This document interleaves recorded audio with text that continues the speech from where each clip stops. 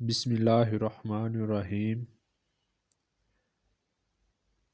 جب رسول اکرم صلی اللہ علیہ وآلہ وسلم معراج شریف پر گئے تو سب آسمان والے فرشتے حور حضرت محمد صلی اللہ علیہ وآلہ وسلم کو مرحبا کہنے کے لیے تشریف فرما تھے۔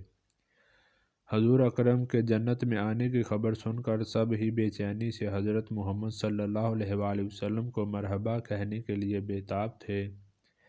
اس سفر میں حضرت جبرائیل علیہ السلام بھی آپ صلی اللہ علیہ وآلہ وسلم کے ساتھ تھے۔ سرور کائنات حضرت محمد صلی اللہ علیہ وآلہ وسلم سیر کرتے ہوئے جنت میں حوروں کے پاس سے گزرے۔ نبی کریم صلی اللہ علیہ وآلہ وسلم کی نگاہ اچانک ایک حور پر پڑی جو بہت ہی غمگین تھی، جو جنت میں ایک درخت کی شاخ کو پکڑے ہوئے رو رہی تھی۔ آپ صلی اللہ علیہ وآلہ وسلم نے حضرت جبرائیل علیہ السلام سے پوچھا کہ اس حور کو کیا پریشانی ہے کہ یہ اتنی غمگین بیٹھی ہے؟ جنت میں ہوتے ہوئے بھی یہ اتنی پریشان کیوں ہے؟ حضرت جبرائیل علیہ السلام اس حور کے پاس تشریف لے گئے اور اس حور سے دریافت کیا، تم کو پتہ ہے آج جنت میں کون تشریف لایا ہے؟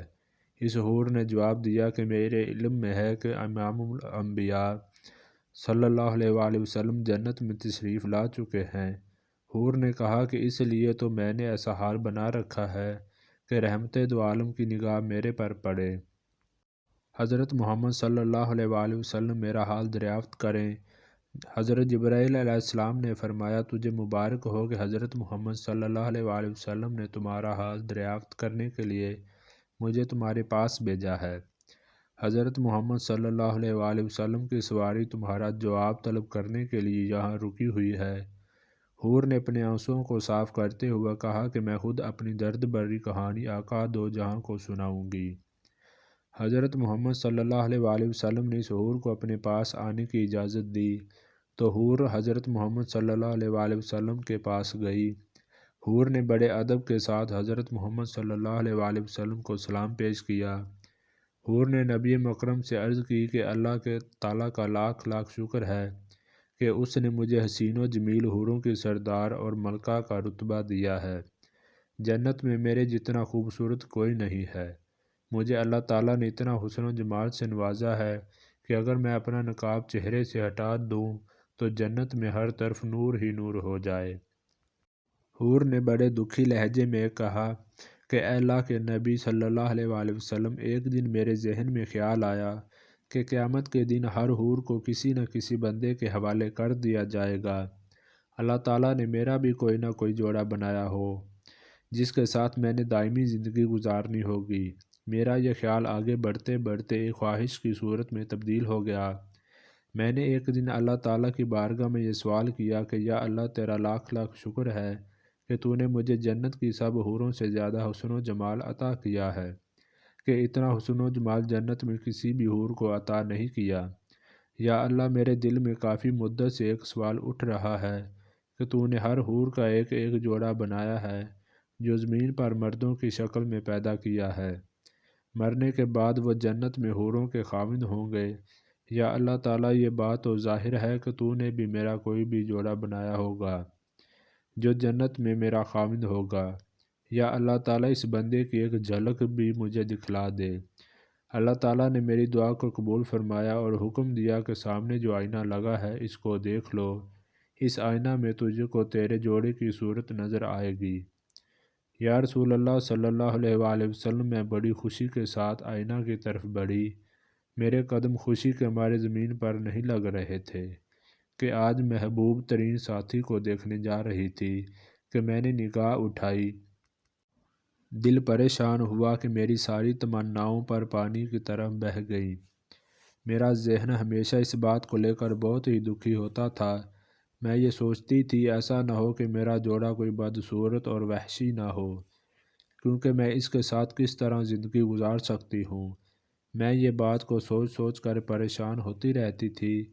جب میں آئینہ دیکھا تو وہی ہوا جس بات کا مجھے ڈر تھا۔ حضرت محمد صلی اللہ علیہ وآلہ وسلم اس کی بات سن کر مسکرائے۔ حضرت محمد صلی اللہ علیہ وآلہ وسلم نے اس حور سے پوچھا، تو نے آئینے میں جس شخص کو دیکھا تھا، اپنے جوڑے کا جو حلیہ دیکھا تھا، اس کے بارے میں مجھے بھی تو بتاؤ، اس کا حلیہ کیسا تھا؟ حور نے آہ بھرتے ہوئے رسول اللہ صلی اللہ علیہ وآلہ وسلم سے عرض کی کہ اس کا رنگ سیاہ فام تھا، اس کی چھوٹی چھوٹی آنکھیں، موٹے موٹے ہونٹ، چوڑے چوڑے دانت، چپٹی ناک اور چہرہ تنگ و تاریخ، اس کی پیشانی چوڑی تھی۔ قد و قامت میں بھی بالکل وہ خوبصورت نہیں لگتا تھا، مجھے تو وہ حبشی نسل سے لگتا تھا۔ جب سے میں نے اس کا آئینے میں اس کا چہرہ دیکھا ہے، میں تب سے ہی پریشان ہوتی رہتی ہوں۔ جب حور نے اس جنت میں اپنے جوڑے بننے والے کا حلیہ بیان کیا تو حضرت محمد صلی اللہ علیہ وآلہ وسلم نے اپنی آنکھیں اٹھائیں۔ رسول اللہ صلی اللہ علیہ وآلہ وسلم کی آنکھیں غیرت اور جلال سے سرخ ہو گئیں۔ آپ صلی اللہ علیہ وآلہ وسلم نے اس حور کو فرمایا، جو حلیہ تو نے بیان کیا ہے وہ میرے پیارے صحابی بلال کا ہے۔ وہ تو ایک عاشق اور ایک سچا مومن ہے، تو اس نایاب ہستی کو پا کر بھی غم و نصیبی کا شکوہ کر رہی ہے۔ کیا تجھ کو اس بات کے بارے میں علم نہیں ہے کہ بلال میرا سب سے پیارا صحابی ہے، میرا مؤذن ہے، میں نے اس کو اپنی پلکوں کے سائے میں جگہ دی ہے۔ حضور اکرم صلی اللہ علیہ وآلہ وسلم نے فرمایا کہ بلال کو اللہ تعالیٰ وہ رتبہ عطا کرے گا کہ بلال کے جسم کی سیاہی حوروں کے رخساروں پر تل لگانے کے لیے تقسیم کی جائے گی۔ آتش کدہ عشق میں وہ نکھرا ہوا سونا جس نے محبت کی شفقت میں دونوں جہاں سے منہ پھیر لیا، وہ حسن مجرد کا تماشائی ہے، فردوس کا حسن وہ کیوں کر خاطر میں لائے گا۔ حضرت محمد صلی اللہ علیہ وآلہ وسلم نے اس حور کو فرمایا کہ تو اپنے حسن و جمال پر اتنا ناز نہ کر، میرا بلال سچا مومن ہے۔ تو یہ بات کہہ رہی ہے کہ بلال کا رنگ سیاہ ہے، ایسا نہ ہو کہ میرا بلال تجھ کو ناپسند فرمائے۔ حضرت محمد صلی اللہ علیہ وآلہ وسلم کی بات کو سن کر وہ جذبات پر قابو نہ رکھ سکی، اس کا حسن و جمال کا غرور اتر چکا تھا۔ حضرت محمد کی حضرت بلال کی تعریفیں سن کر حور بے چین ہوتے ہوئے چیخیں مارنے لگی۔ حور نے کہا، اے اللہ کے نبی، مجھے معاف کر دیجئے، مجھے وہی بلال پسند ہے۔ مجھے یہ جان کر بہت ہی خوشی ہوئی ہے کہ محمد کا سب سے پیارا غلام میرے حصے میں آیا ہے، جس کو حضور اکرم صلی اللہ علیہ وآلہ وسلم دل و جان سے پیار کرتے ہیں، وہ بندہ میرے حصے میں آیا ہے۔ رسول اللہ صلی اللہ علیہ وآلہ وسلم نے اس کی معذرت کو قبول فرمایا اور اس حور کو دعائیں دیتے ہوئے آگے کو چل دیے۔ اللہ تعالیٰ سے دعا ہے کہ اللہ تعالیٰ ہم کو اپنے حفظ و ایمان میں رکھے، آمین۔